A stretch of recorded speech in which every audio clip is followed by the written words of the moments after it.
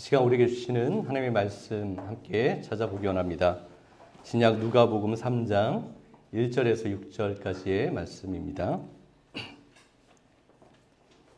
본문의 말씀 한 절씩 교독합니다. 제가 1절 말씀을 먼저 읽겠습니다.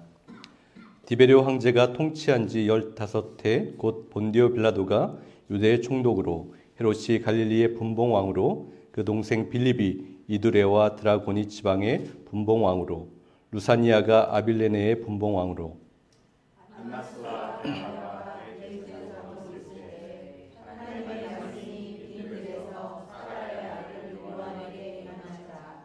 요한이 요단강 부근 각처에 와서 죄사함을 받게 하는 회개의 세례를 전파하니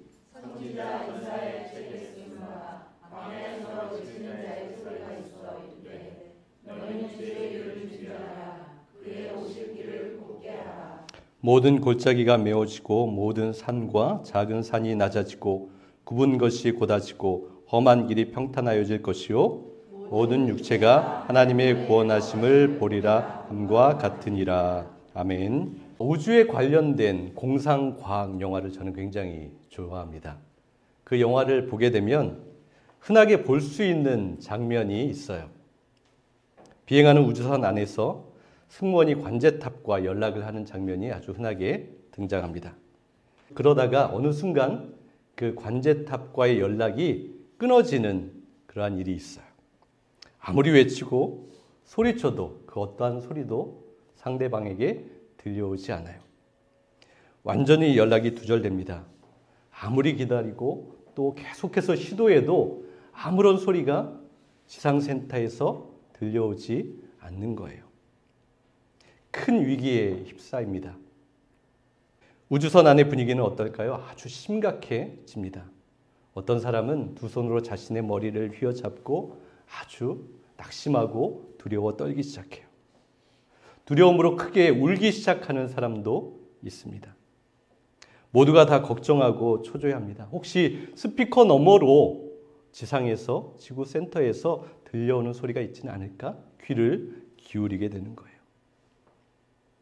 그런데 여러분 한번 이렇게 상상해 보세요. 우주를 비행하던 중에 동일한 상황입니다. 갑자기 지상과 연락이 두절이 됩니다. 그리고 그 안에 있는 사람들이 절망하거나 두려워하지 않아요. 초조해하지도 않고 걱정하지도 않습니다. 센터에서 연락을 받아야 하는 것이 당연한데 연락이 두절됐는데도 아무런 변화를 나타내지 않아요. 평상시와 같이 편안하고 잘 먹고 잘 자고 잘 즐기는 생활을 이어갑니다. 이러한 장면을 한번 상상해 보세요. 뭔가 좀 너무 이상하죠? 스토리가 이어지지 않는 모습인 거예요.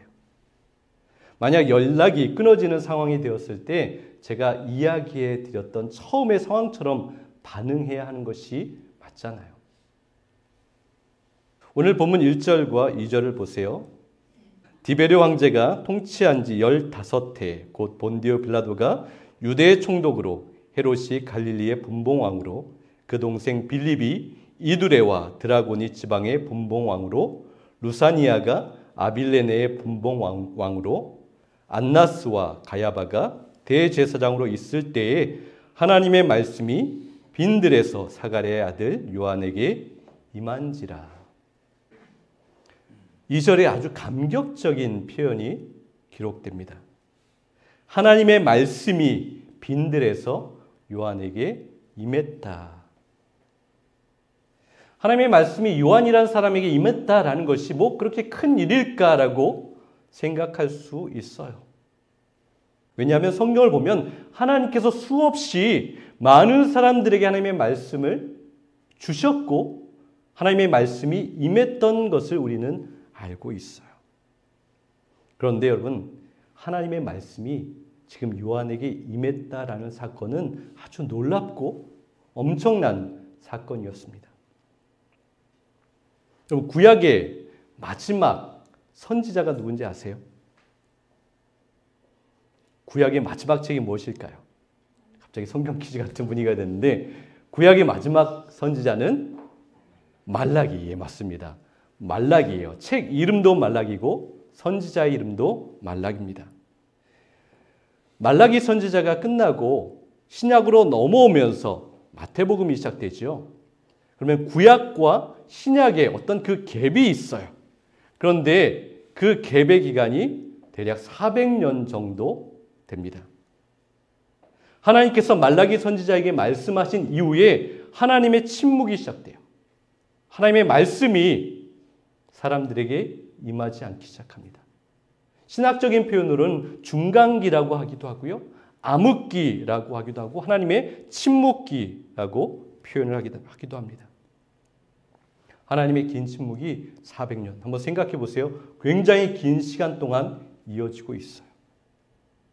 그런데 하나님의 말씀이 사라진 그 기간 동안 하나님의 음성이 들리지 않는데도 사람들은 아무런 절박함이나 두려움이나 근심 없이 그대로 자신들의 삶을 동일하게 살아가고 있어요.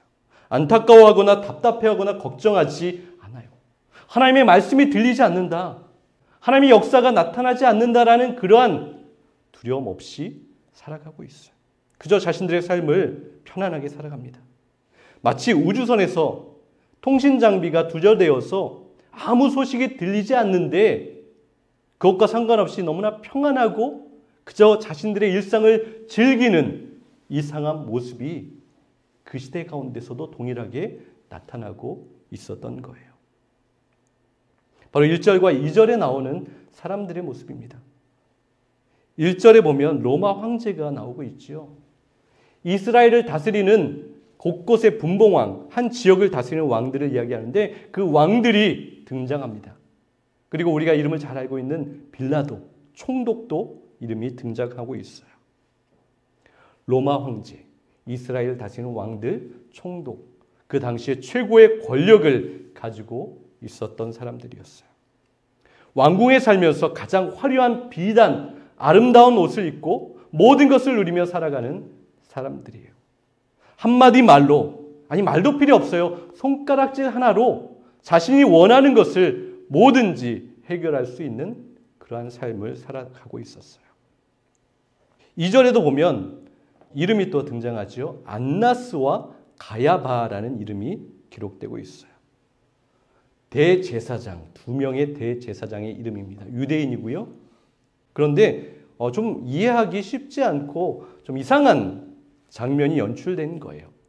대제사장은 여러분 하나님께서 그 모든 율법을 정하시고 하나님의 뜻 가운데 이스라엘의 대제사장은 언제나 한 명이었습니다. 그리고 그 한 명이 목숨을 다할 때까지 그 직분을 감당하고 그 다음에 새로운 대제사장이 세워져서 그 일을 감당하는 것이 맞는 거예요. 그런데 오늘 본문에 보면 두 명의 대제사장이 존재하고 있어요. 왜 이렇게 두 명이 세워졌는지 아세요? 그것은 로마 정부가 그때 이스라엘을 다스리고 있었는데 정치적인 이유로 자신들의 마음대로 자신들의 입맛에 맞는 사람을 임명하여서 어떻게 보면 그 임기가 있지만 두 명의 대제사장이 이스라엘 가운데 존재하고 있었던 거예요. 말이 안 되는 상황인 거예요. 하나님을 경외하고 두려워하기보다는 권력과 돈의 마음을 빼앗긴 사람들이 영적 종교 지도자의 자리에 앉아 있었던 겁니다. 하나님의 시선으로 볼 때는 모든 것이 혼란하고 아주 엉망인데 그 현실 속에 살아가는 권력자들, 자신들이 모든 것을 가지고 있었던 사람들, 종교 지도자들은 아무런 문제의식 없이 살아가고 있었다라는 거예요. 그저 자신들의 자리와 안위, 힘과 권력, 기득권을 유지할 수만 있으면 아무런 문제가 없이 그들은 살아가고 있어요. 하나님의 말씀이 사라졌는지, 하나님께서 침묵하고 계시던지, 영적으로 다 잠들어 있든지 그러한 것은 아무런 문제가 되지 않았습니다. 그것은 너무나 심각한 현실을 드러내고 있어요. 그렇게 400년의 긴 어둠의 터널을 지나서 이제 빛이 비춰오고 있습니다. 하나님의 음성이, 하나님의 말씀이 임하게 되었어요. 그런데 이 하나님의 말씀이 왕궁에 사는 황제, 왕, 총독, 힘 있는 자들에게 임하지 않았어요. 그리고 성전에 거룩하게 앉아있는 대제사장들에게 임하지 않았습니다. 2명이나 있었어요. 거룩한 척하고 있었고 경건한 척하고 있었지만 그 화려하고 힘있고 거룩한 자들에게 하나님의 말씀이 임하지 않았습니다. 그렇다면 하나님의 말씀은 어디로 찾아갔죠? 바로 빈들에 있었던 세례 요한이라고 하는 사람에게 하나님의 말씀이 임했습니다. 요한이 빈들에서 무엇을 하고 있었을까요? 광야에서 그는 무엇을 하고 있었습니까? 그는 하나님의 은혜를 기다리고 있었던 것이죠. 그는 간절하게 기도하고 있었어요. 하나님의 말씀을 듣고자 하는 간절함, 그 갈급함이 있었습니다. 시편에 보면 목마른 사슴이 그 물을 얻기 위해서 헐떡이는 그러한 표현이 기록되는데 마치 그것처럼 요한은 빈들에서 하나님의 말씀을 듣기 원하며 헐떡이고 갈급한 모습으로 하나님을 기다리고 있었어요. 이런 빈들, 광야는 성경에서 보면 언제나 하나님을 만날 수 있는 장소였어요. 모두가 다 화려하고 편안함을 추구할 때 그는 그 모든 것을 버리고 오직 하나님만을 만날 수 있는 빈들에 나갔던 거예요. 하나님의 말씀이 임했다라고 오늘 본문에 표현하고 있는데 공동 번역에는 보면 하나님의 말씀을 들었다라고 기록하고 있습니다. 하나님을 찾는 자에게 하나님의 말씀이 들리는 거예요. 하나님을 기다리는 자에게 하나님의 말씀을 들리는 거예요. 빈들에서 성공과 화려함과 편안함을 내려놓을 때 하나님의 말씀이 들립니다. 가난한 마음으로 무릎 꿇고 기도할 때 하나님의 말씀이 들리는 거예요. 먼저 하나님의 말씀이 임하는 것이지만 우리가 하나님의 말씀을 듣기 원한다면 간절한 모습으로 기도하고 가난한 마음으로 나아갈 때 하나님의 음성, 하나님의 말씀을 들을 수 있게 되는 거예요. 사랑하는 여러분, 간절한 마음으로 하나님을 찾으세요. 포기하지 말고 끝까지 주님을 기다리십시오. 빈들로 나가십시오. 광야로 들어가세요. 하나님을 만날 수 있는 골방으로 들어가시기 바랍니다. 내 영혼을 위한 시간을 만드십시오. 그리고 겸손하게 가난한 마음으로 간절히 기도하세요. 그럴 때 하나님께서 이미 우리에게 주신 그 말씀이 우리 안에서 살아 역사하는 일이 분명히 일어납니다. 우리를 쪼개고 찌르고 살리시는 그러한 능력이 하나님의 말씀 가운데 나타나는 거예요. 하나님의 말씀이 이해되기 시작해요. 하나님의 말씀이 예전에는 나와 전혀 상관없는 말씀처럼 그저 졸립기나 하고 아무런 관심이 없었는데 하나님의 놀라운 역사가 일어나면 그 말씀이 나를 찌르는 말씀이 됩니다. 그리고 그 말씀이 나에게 주시는 말씀으로 살아 역사하게 되는 거예요. 그래서 그 말씀이 우리를 일어나 외치게 하십니다. 하나님의 말씀은 살았고 힘이 있다라고 성경에서 기록하잖아요. 그래서 말씀으로 은혜를 누리면 하나님을 전할 수밖에 없는 거예요. 그 자리에 앉아 있을 수 없습니다. 그래서 세례 요한은 일어나 외치기 시작하였어요. 그리고 자신은 외치는 소리라고 그렇게 고백했어요. 오늘 요한이 광야에서 그렇게 외치고 있죠. 빈들로 나와서 그 소리를 들으라고 강권합니다. 광야로 와서 그 하나님의 음성을 나에게 임한 하나님의 음성을 함께 나누자라고 그렇게 이야기해요. 3절을 보세요. 요한은 요단강 주변 온 지역을 찾아가서 죄사함을 받게 하는 회개의 세례를 선포하였다. 그의 외침은 무엇이었죠? 회개하라입니다.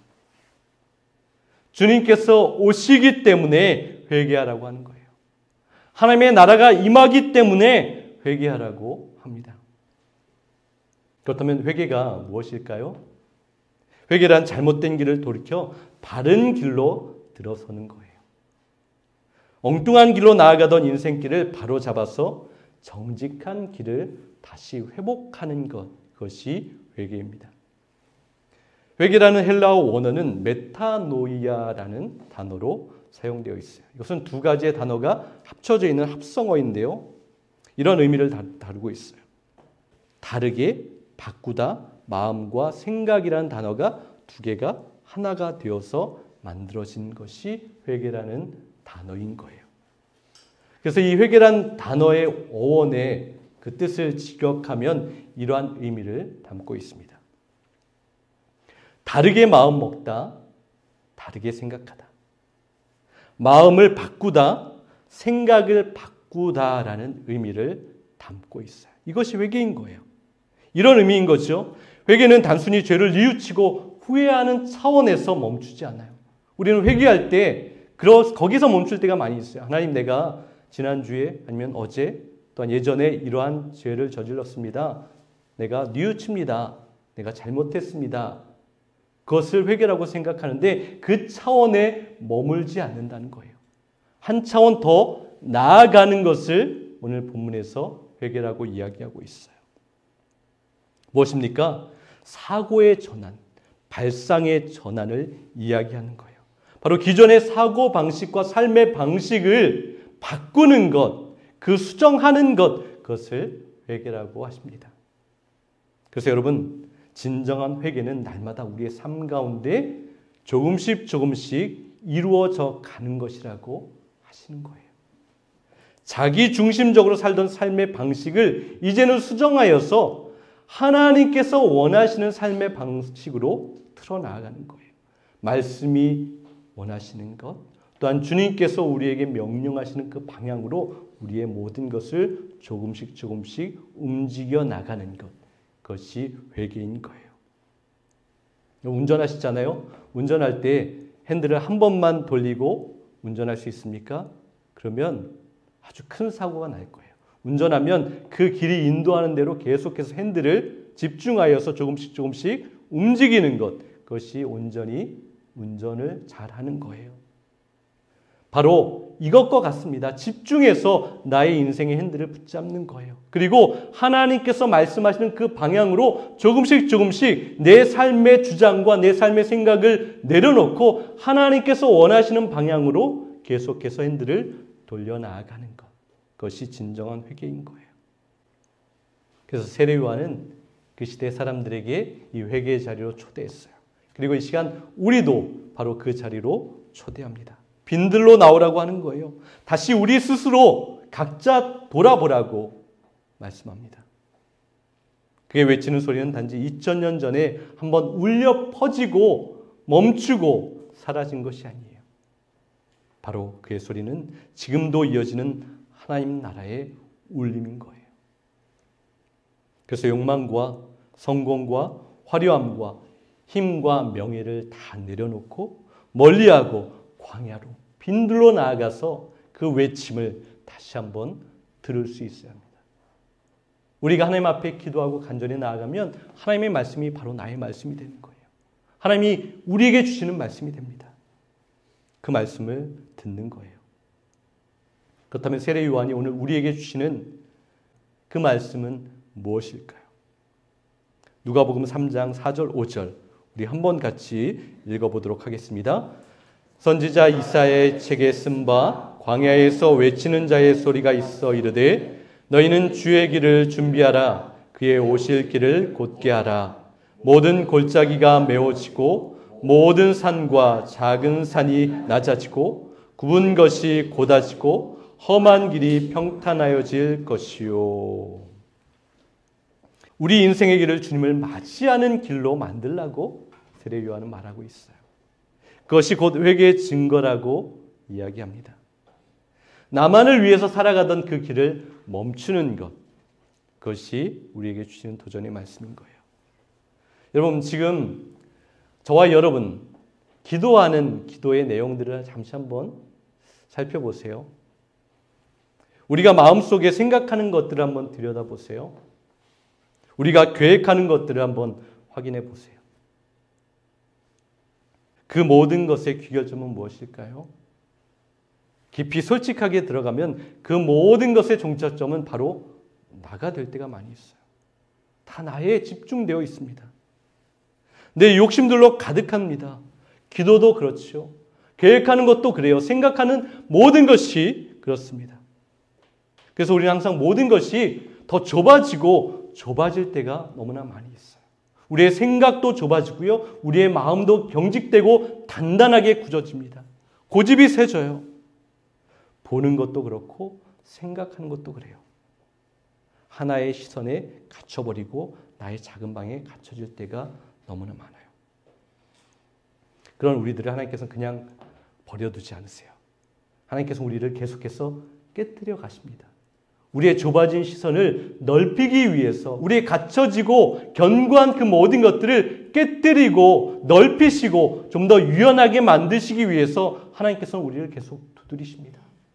우리를 때리시고 우리를 도전하십니다. 다치지 않게 하세요. 굳어지지 않게 하십니다. 이것이 정말 중요한 것 같아요. 신앙생활하는 것의 핵심인 것 같아요. 굳어지고 좁아지는 것이 아니라 유연해지고 넓어지는 거예요. 이해도 넓어지고 사랑도 넓어지는 것이죠.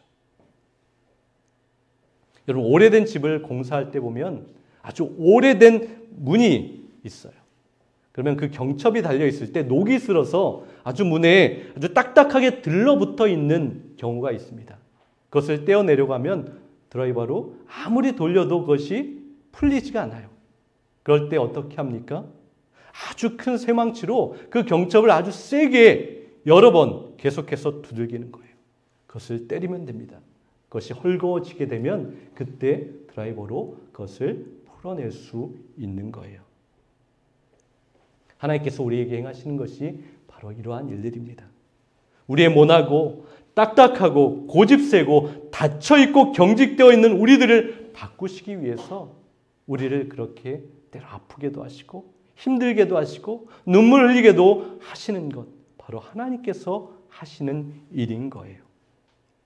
나의 길만 바라보던 그 모든 시선을 변화시키십니다. 나의 길만 준비하던 나의 그 부족한 모습을 하나님께서 바꾸세요. 어떻게 바꾸십니까? 주님의 길을 준비하는 자로 변화시키는 거예요. 하나님의 길을 확장하는 자로 우리를 세워가십니다. 교회도 마찬가지입니다. 신앙생활 할 때도 그래요. 나만의 길을 만드는 사람이 있어요. 나의 고집을 부리는 사람이 있습니다. 내 말만 맞는 사람이 있어요. 내 것만을 내려놓지 못하기도 합니다. 그래서 교회를 어렵게 하기도 하죠. 여러분, 주님이 교회의 주인이 되셔야 합니다. 하나님의 말씀이 교회의 모든 것을 결정해야 하는 거예요. 서로가 서로를 존중하고 상대방의 의견을 들어줄 수 있는 것. 그것이 진정한 믿음의 사람의 모습이라고 우리에게 말씀하세요. 그렇다면 주님의 길을 예비하는 것은 무엇입니까?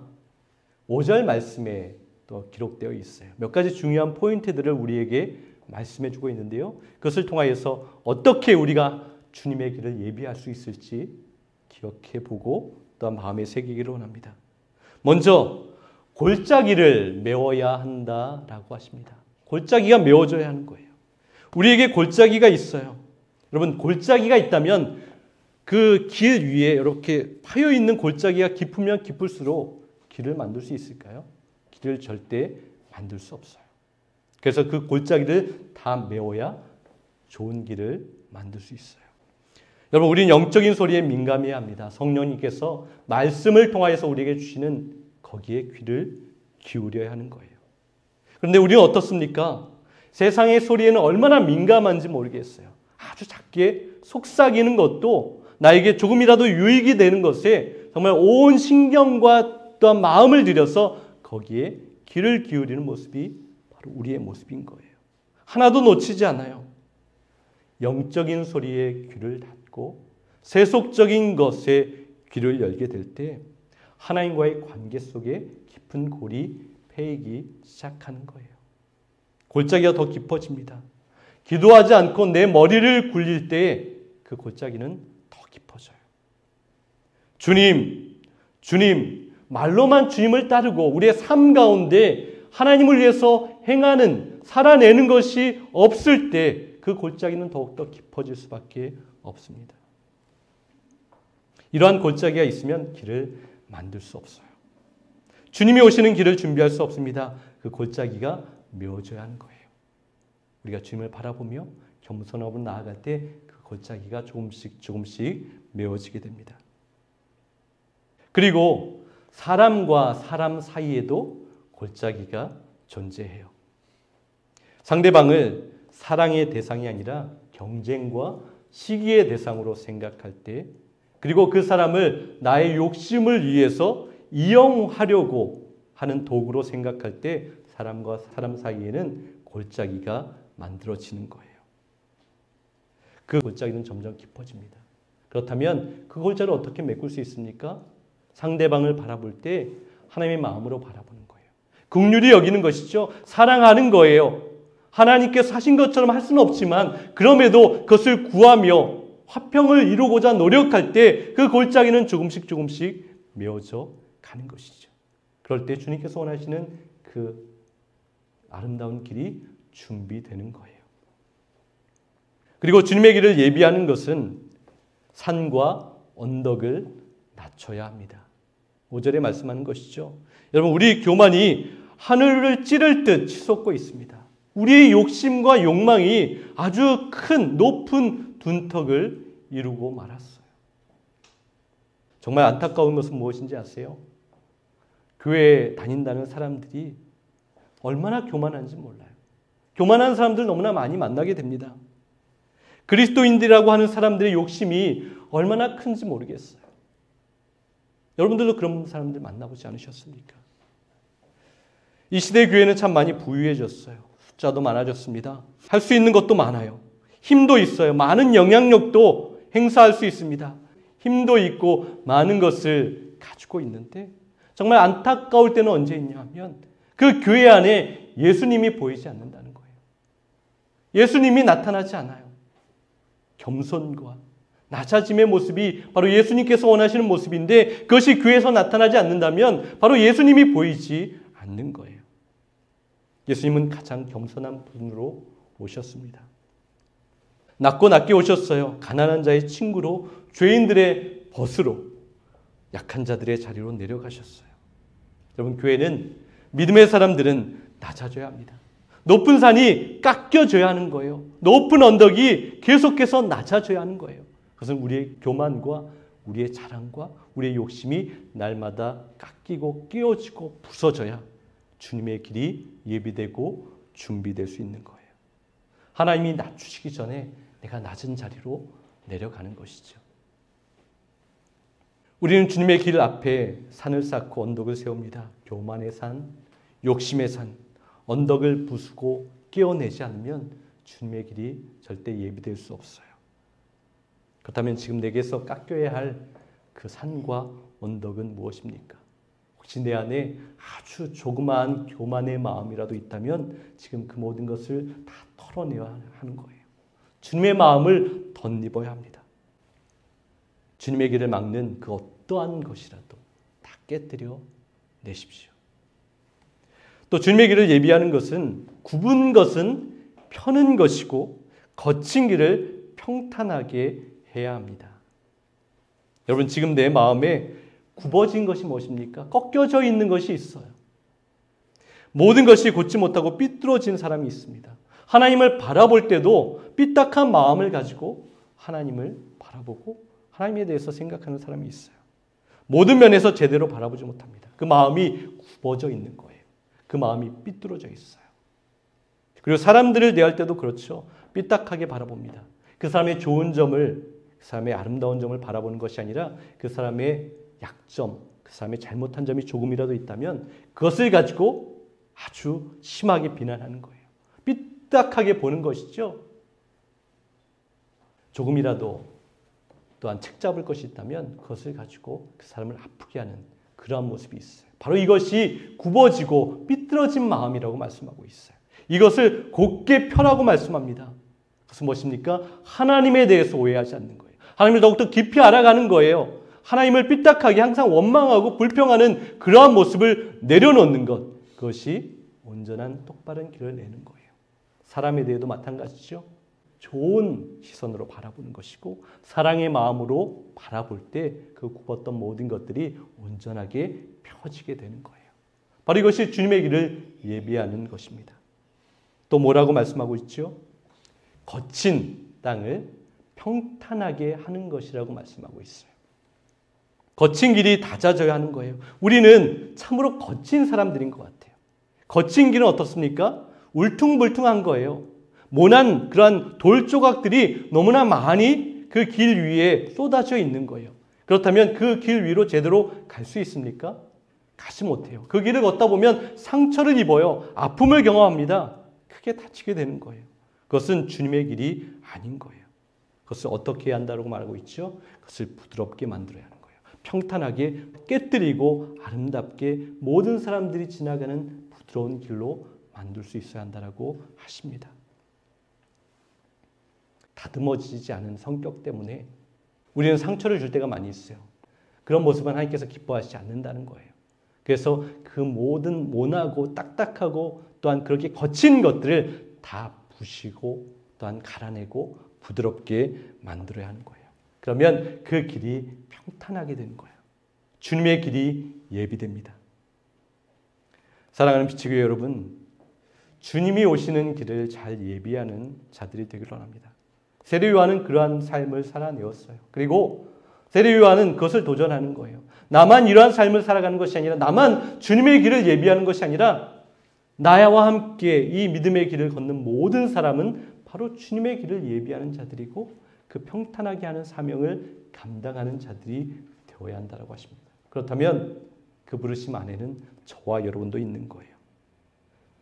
더 정확한 표현으로 한다면 주님이 지나가시는 길이 되는 거예요. 우리가 주님의 길을 예비한다는 것은 우리가 길이 되어서 주님께서 우리를 통하여서 지나가시는 거예요. 그렇다면 바로 성경에서 말하는 것처럼 우리가 바로 그 축복의 통로가 되는 것입니다. 축복의 통로는 아름다운 길, 부드러운 길이 되어야 바로 그것으로 하나도 막히지 않고 하나님의 사랑이 흘러나아갈 수 있어요. 우리는 그러한 하나님의 길이 되어야 합니다. 우리를 통해서 주님의 은혜와 사랑이 흘러가야 합니다. 그래서 우리는 주님의 예비된 길입니다. 주님이 역사하는 길이 되려면 골짜기를 메우십시오. 산과 언덕을 낮추십시오. 구분대를 곧게 펴십시오. 거친 길을 평탄케 하십시오. 바로 그것이 주님의 길을 예비하는 것입니다. 결론에 어떻게 이야기하고 있죠? 바로 그렇게 주님의 길이 예비되면 모든 사람이 하나님의 영광, 구원의 영광을 보게 될 것이라고 약속해 주셨어요. 하나님께서 우리에게 주님의 길을 예비하라고 하신 목적이 무엇입니까? 그 길이 예비되어서 하나님의 영광, 구원의 놀라운 역사가 바로 그 길을 통해서 일어나는 거예요. 바로 저와 여러분, 우리 빛의 교회 모두를 통하여서 이러한 놀라운 역사가 일어나야 합니다. 그렇다면 한 주간 주님의 길이 되어서 아름답게 살아내는 저와 여러분 되기를 간절히 소망합니다.